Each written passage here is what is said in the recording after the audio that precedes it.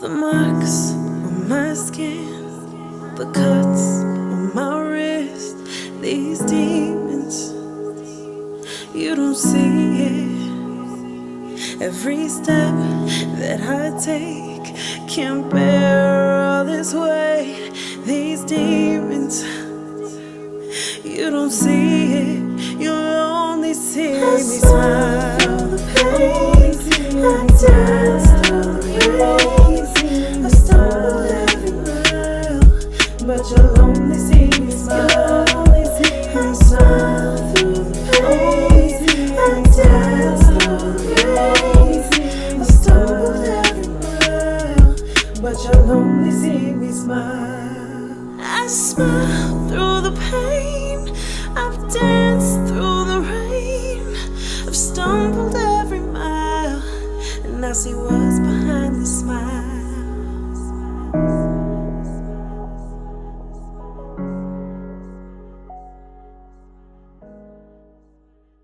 Also undefeated at 3-0. Oh, misty eye of the Let's hear it mountain. for Justin Taplin-Ross.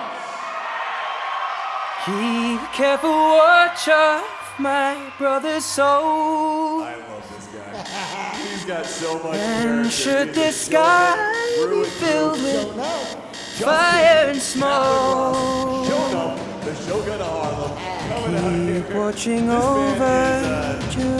205 pounder. He is training out of the University of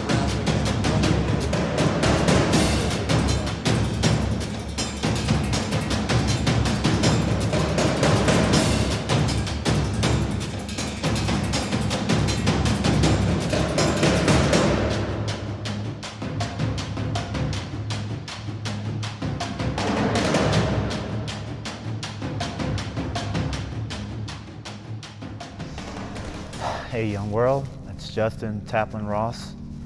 I was born in Temple, Texas, and I ended up moving to Marietta, California, where I ended up going to high school. Got a chance to get a scholarship, play D1 football at the University of Utah. We ended up being the most winningest class in Utah history. We went to the Sugar Bowl. We beat Alabama. I ended up, really finding myself when I came to college. Ended up growing to a young man. Stayed in the church because my mom made sure of that. As soon as I got to college, we knew where my church was going to be. And then I was blessed with the opportunity to go play with the Cowboys. And being from Texas, I've only liked one team ever in life. So being out there, being on that field, being with those players that I grew up playing, idolizing was literally a blessing. And then, even though it was cut short, not many people make it up there. I came back, and from working hard, I got a great job. I ended up buying a house, buying my dream car, Challenger, buying a motorcycle, got 2 dogs. Everything's lining up perfectly. I can't complain about nothing. So, man, there's just a lot of great people in my life. I couldn't picture my life without the family and friends I got. Everything's just so wonderful, and I can't really complain about a lot, but there's a lot of people that see me. There's hardly ever not a smile on my face, should I say. I'm always dancing, I'm always somewhere having good times. I'm always flashy, which is, it's kind of strange if you knew my upbringing, because I was always that quiet kid in the back. Now you'll see me into a party, I'm swagging, I'm dancing, just trying to make sure everybody has a good time. And if everybody's not having a good time, I'm not having a good time. So it's just kind of me. And yeah, I just want to make sure everyone around me is happy. So everyone always sees this good side of me, but what people don't see is kind of what I'd like to share today.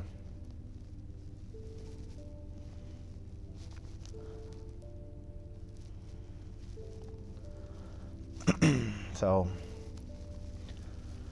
as far as when I was growing up, the earliest memories I had of my dad and mom together My dad joined the military, and he had took me, my brother Jeffrey, and my brother William, and my mom to California.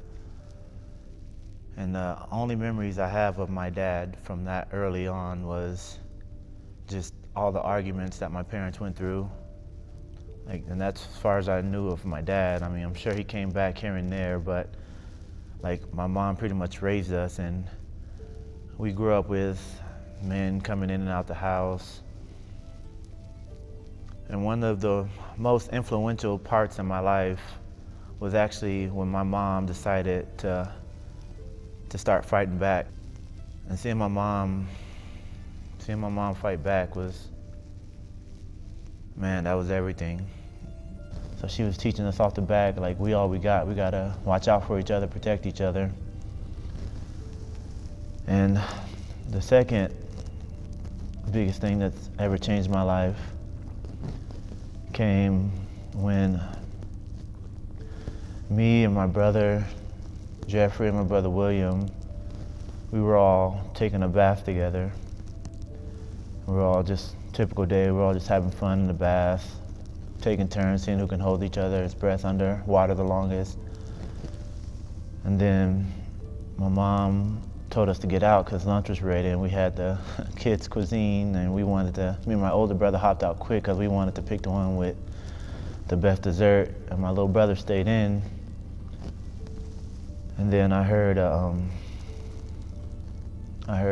we all heard a big thump, and my mom tells me to go back and get him out the bathtub. So when I went into the bathroom, he was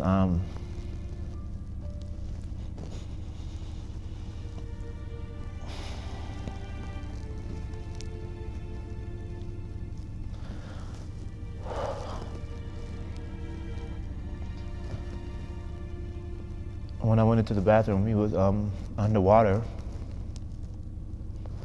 I thought he was just playing, so I just sat there and I watched him. And I was just like, wow, he's like beating all our records, just hanging underwater. And then my older brother rushed in and lifted his head, and I seen the most scariest thing I've ever seen in my life. His eyes rolled back into his head.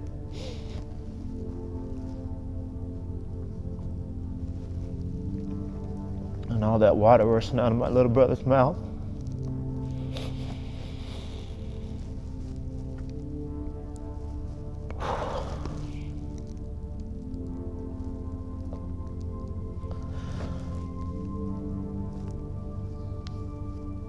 I don't really know what to do, man. We called my mom, and she ran out the house because we didn't have a cell phone or anything at that point. She ran across the street, grabbed the payphone to call 911, and my brother Jeffrey starts trying to give him CPR, and I start pushing on his chest. We kept trying until the ambulance came and pushed us off and rushed my little brother to the hospital. My mom went with them, and some neighbors took us into their house. And then hours went by, now it's nighttime. The young lady comes back and she calls me and my older brother to the back room. And as she called us, I knew what she was gonna say. I knew. And she just told us that my little brother didn't make it.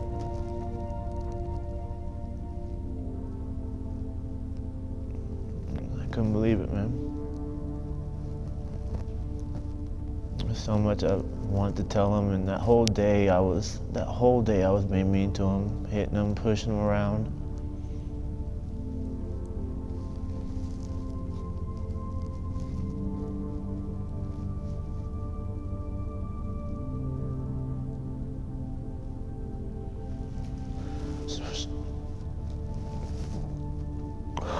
Just wish I could have did something different.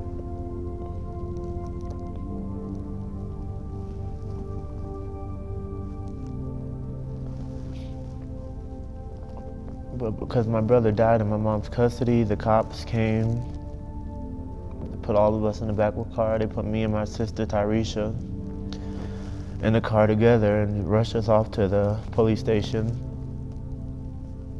And as I would cry, she would cry. As I stopped, she stopped. And then I learned right then and there, like as I kept crying, she would cry. I learned right then and there, like I had to be strong for my sisters, our younger siblings. Cause I noticed every time I would cry, my little sister would cry. When I was strong, she would stop and be strong, and she was just looking at me the whole time. Through all that, after being in foster care, I don't remember how long I was in there, but my dad eventually came back from California, and he got me. We went to the funeral, but we got there late, so I didn't get to see my brother in the casket at all. I didn't get to see him buried.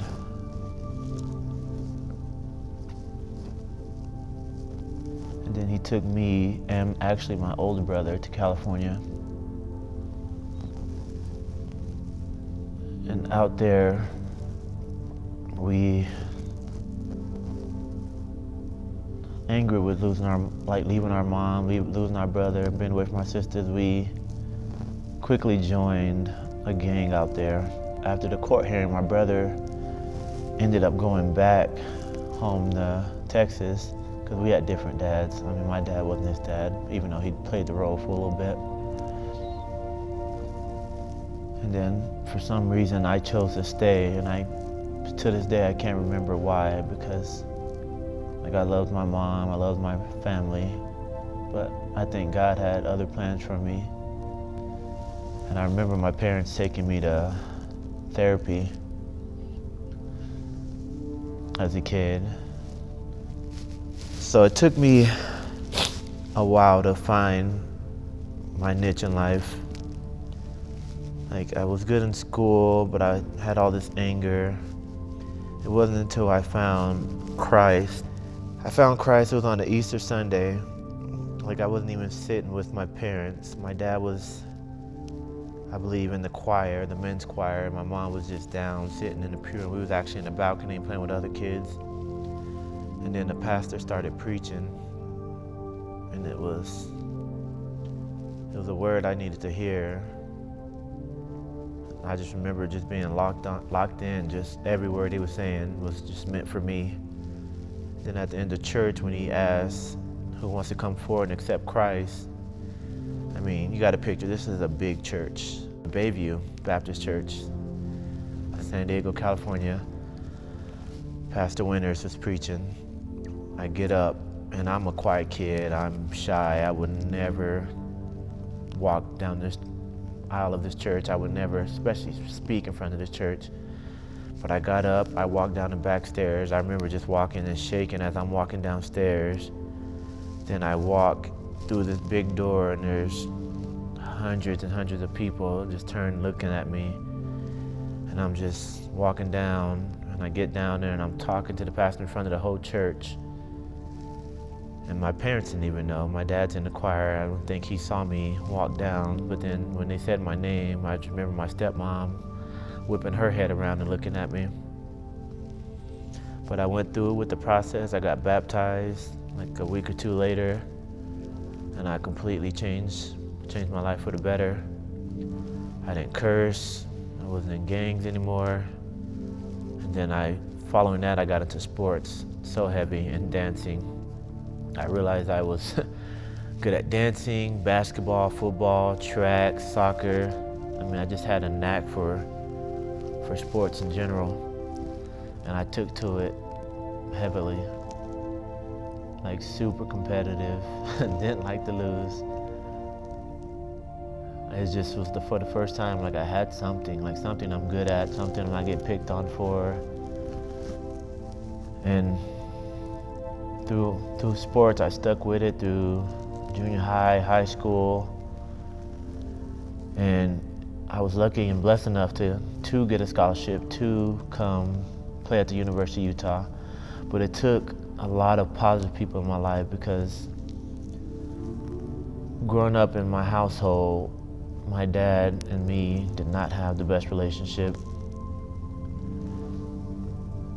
My dad he didn't have his dad growing up. I learned later, which makes a lot of sense, but the things like I went through in that house that he put me to, the situations he put me in. One day, like, my dad comes home, he tells me to clean up my room.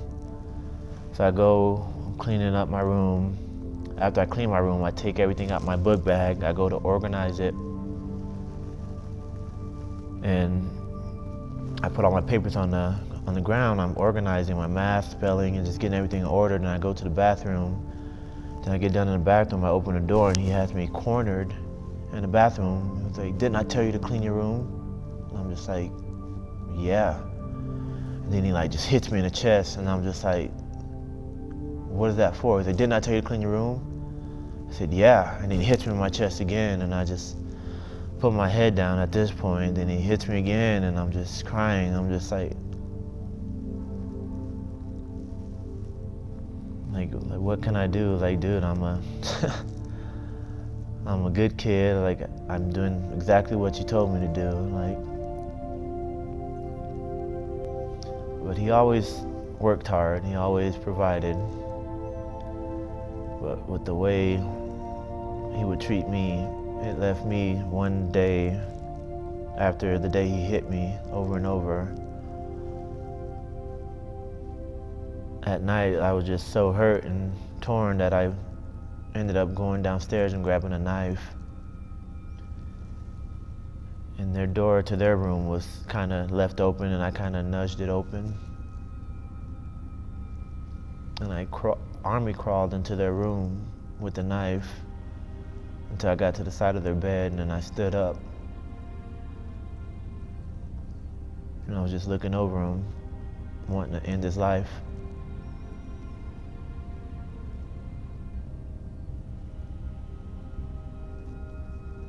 Because for so long, like, I blamed him for leaving, for my brother being dead, and him not being there for us.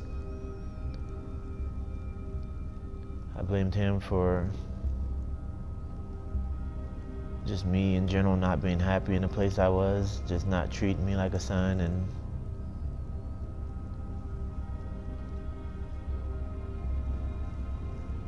I mean,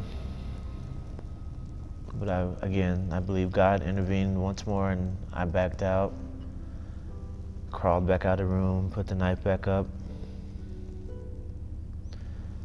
So grateful that I did.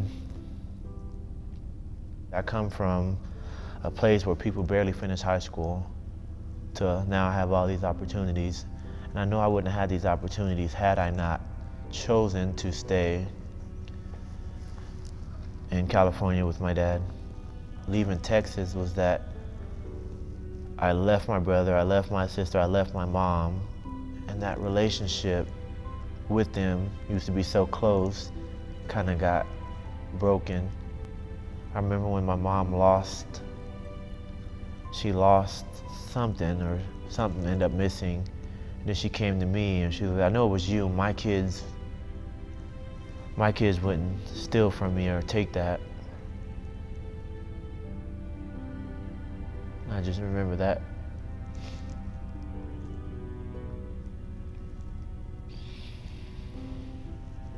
Oh, that hurt me, man. Because out in California, I felt like that wasn't my family back in Texas. For me to go back to Texas and hear my mom say her kids wouldn't steal, so she knew it was me.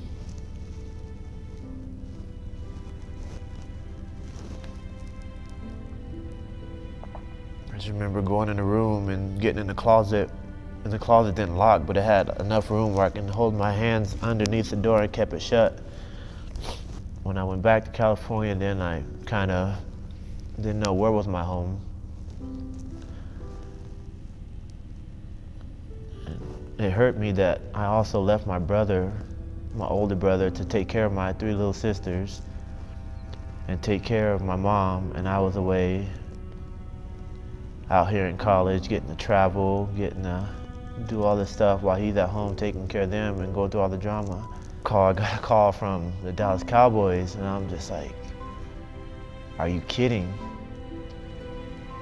Like, this is my hometown, this is where I'm from, like, and I get to go home and be with my family. Like, this is everything I wanted, to be home, like, help my family out, be next to my brother, my sisters, my mom. And I just remember hanging up and calling my brother Jeffrey. And I told him, I said, man, like, you've been out there with,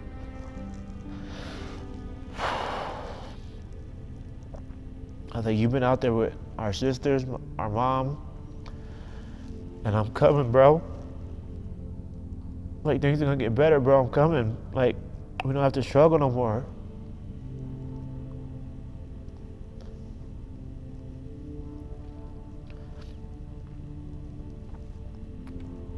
Like, and that was like, that moment with my brother, it was just like, I had never really talked to him about that whole situation of him being out there and how I felt. And we were both just crying on the phone. I was just excited, man. Counting my ducks before they hatch, but I was like, there's no way I don't make this team. I worked too hard for it now. I was like, I'm gonna train my butt off, which I did. But long story short, I made it to Dallas as an undrafted rookie. They ended up cutting me, and they asked me, they said, well, where do you want to fly to? And I was already in Texas. But at that point, like, I couldn't go home and face my brother. I couldn't go home and face my family who were so excited. I feel like I had let everyone down. Just so ready for it to end. Just everything. I'm just tired of working hard, tired of all these doors shutting in my face, tired of not really having a home, being out here. Though I had a lot of family, friends, I was just tired of all the letdowns.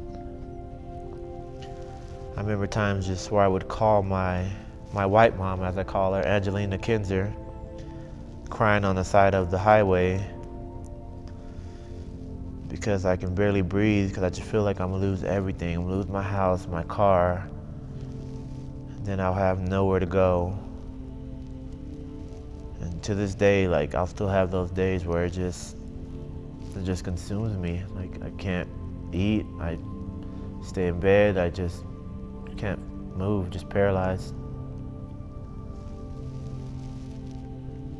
So much so that one day I was at my job, I wasn't selling, the fear consumed me, my ex had left me. I just remember sitting in the car with my gun in my lap, I cocked it, I put it in my mouth, and I was just shaking, crying, then I set it down. And I put it back in my mouth and was breathing hard.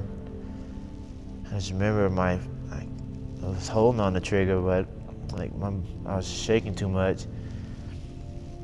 And then my office manager at the time, Mike Grandell, he called me and was like, where are you at? I was like, I'm sitting in the parking lot. And then he just came. I didn't tell him where. It was a big parking lot. He just found me, jumped in my car, and I threw the gun under my seat. And he was like, dude, after the talk we had, he was like, just go home. You got a lot of people that care about you. I remember checking into therapy the next day. And through a lot of things that happened through therapy, I just realized that there's a lot of abandonment issues I had, a lot of stuff resentment I still have with my dad, and a lot of the ways I react to certain situations. Like when I get mad, how I get quiet, I don't talk, was a trait I learned from my dad. How when people keep asking me questions, how I get loud and yell, it's a trait from my dad. And like, listen to this therapist talk about all these issues and all these things I had, which derived from my dad, kind of just brought that anger that I had towards my dad back, because all these issues I had with the people I would date and how I would act and not let them in was all from him. So it's just, man, like, fighting is, for me, it's everything. It helps me when I'm having a stressful day, getting in there, getting my butt kicked. a lot of the days, but just getting that anger out, getting that release, and being an athlete again.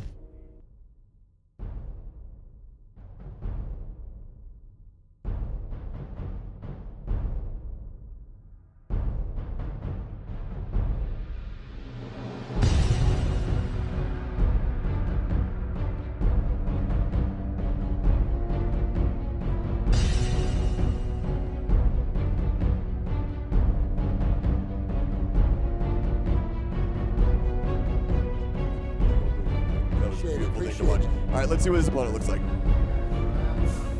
Bromance. His opponent for the Steel Fist Fight Night Amateur Light Heavyweight title, fighting out of the black corner, standing 6 feet 3 inches tall, weighing in at 204.4 pounds, also undefeated at 3-0, doing it for One Hit MMA. Let's hear it for Justin Taplin-Ross.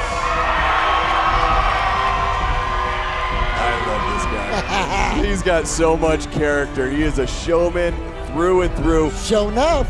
Justin Taplin-Ross, show enough, the Shogun of Harlem, coming out here.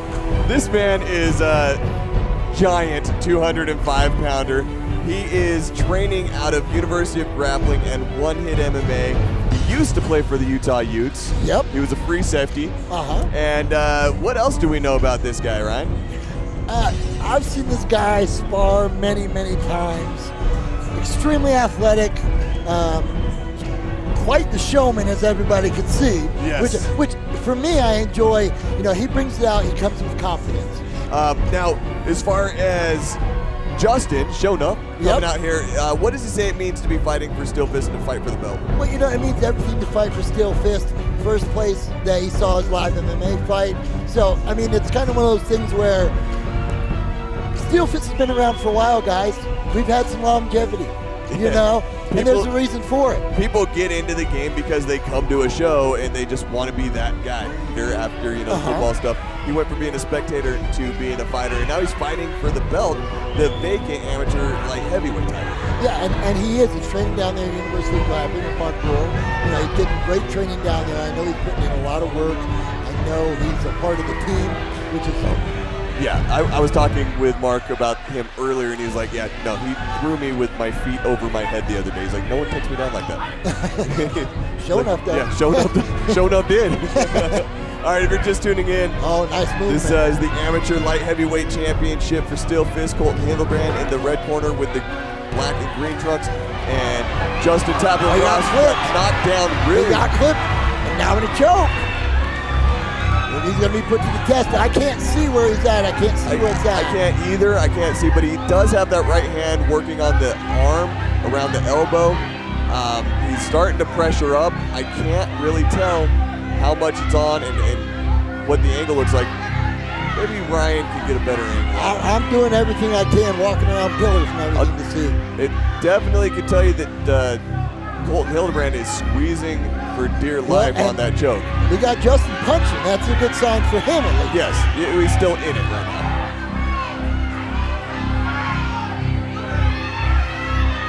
You know, trying to look at, you know, I can see Tap's eyes. I can see Justin's eyes. They're a little bloodshot from that pressure, but it looks like he's in it, but I can't tell. There we go. Popped out, and now he's on top. That's the risk of those guillotines. Yeah, every single time. And Justin does a great job of securing a side control. Look for him to pressure that arm down so he can start landing these punches. And you know, again, I mean, that showed us what Colton can hit hard. Yeah, no, he kind of wobbled Justin all the way across the cage with that shot. Yeah, I mean, and you saw him, I mean, Justin was moving, he was dipping, he got caught a little bit. He kind of had a little bit of cocky head movement.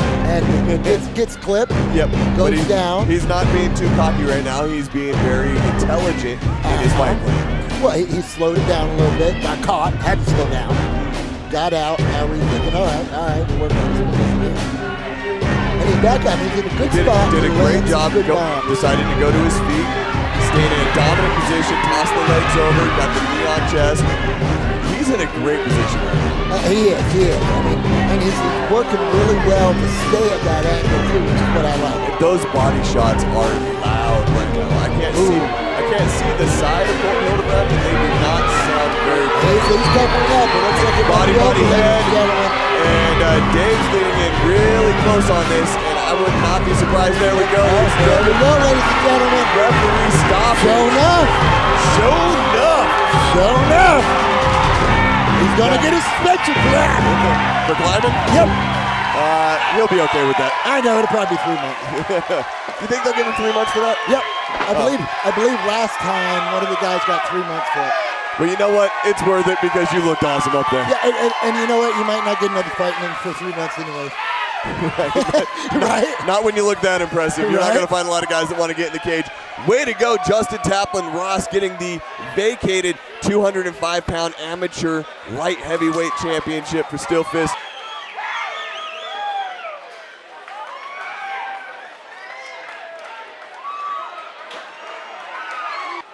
Do me a favor, gang, make some noise.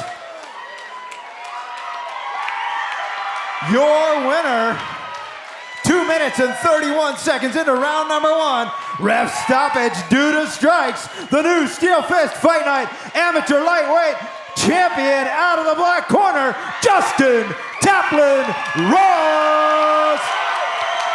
Showing up. I just want to give a shout out to my family that came in town, my dad, my cousin Martel, my brother Jeffrey. Me and my brother, we lost my younger brother. He died in our arms and we tried to give him CPR and we didn't make it.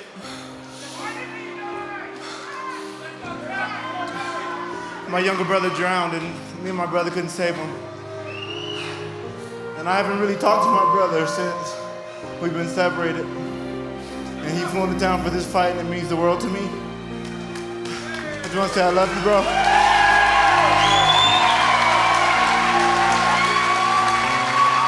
I love all you guys. Thanks for everybody that came out, team showing up. We got one, baby, let's go. Undefeated 4-0 and new champion, Justin Taplin-Ross.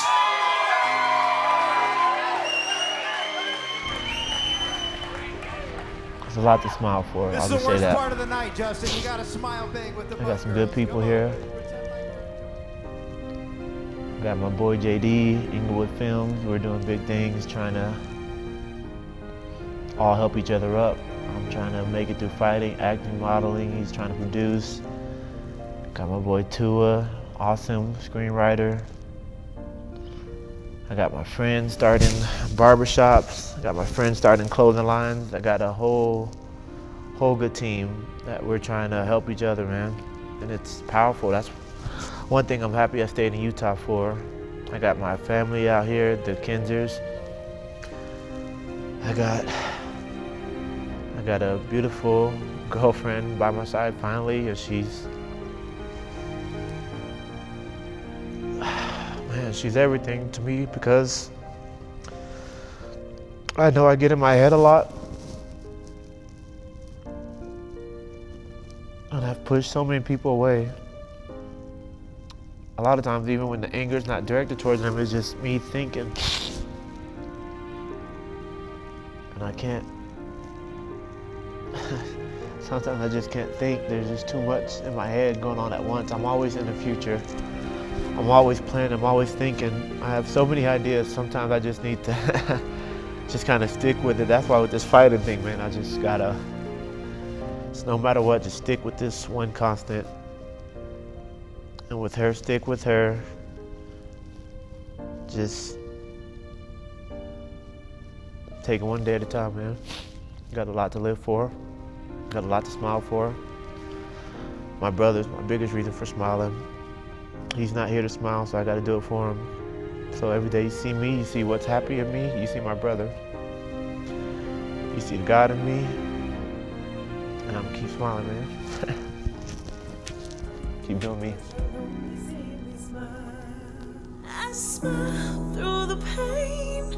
I've danced through the rain. I've stumbled every mile, and I see what's